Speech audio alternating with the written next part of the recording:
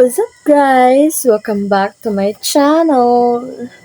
Today I am super excited to share with you all the breathtaking beauty of the Pilipinas. The Philippines.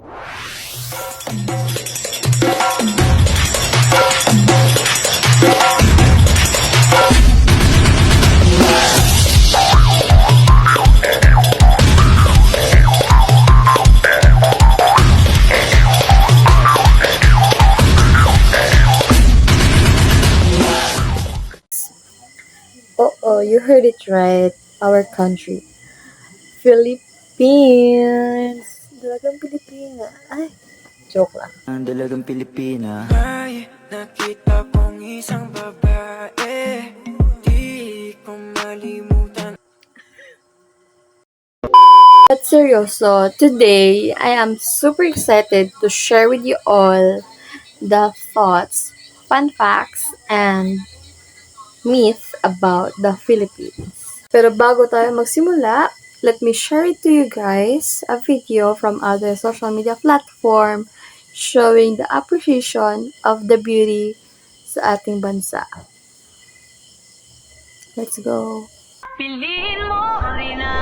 Filipinos will do everything that they can to preserve our ecology, to preserve our forest land, to preserve our biodiversity. Kaulaw nga, ikaw nga Ang nangangamba, tayo pa rin ba ang pag-asa?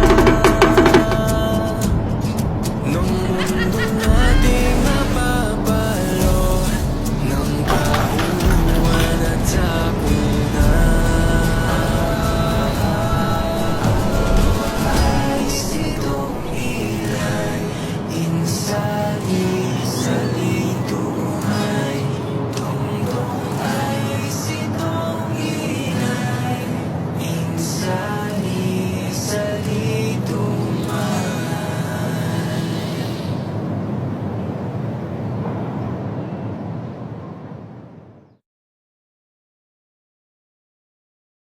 Oo nga naman, kay ganda ng Pilipinas. At piliin natin maging Pinoy sa lahat ng panahon. Piliin natin ang Pilipinas. And now, let's proceed sa myth, thoughts, and fun facts about the Philippines.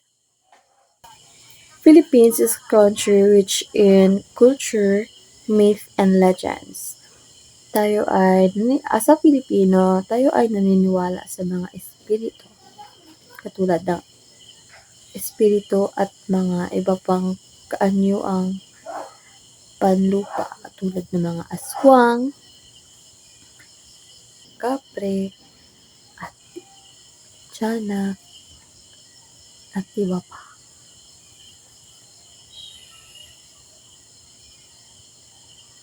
Tiwala din tayo sa mga haka-haka or Filipino superstitions tulad ng pagwawalis, sweeping at night, whistling at night, paglalagay ng slippers malapit sa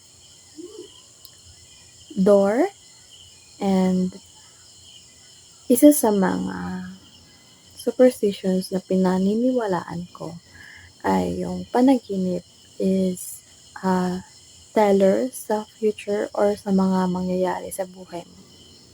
Naniniwala ako ron.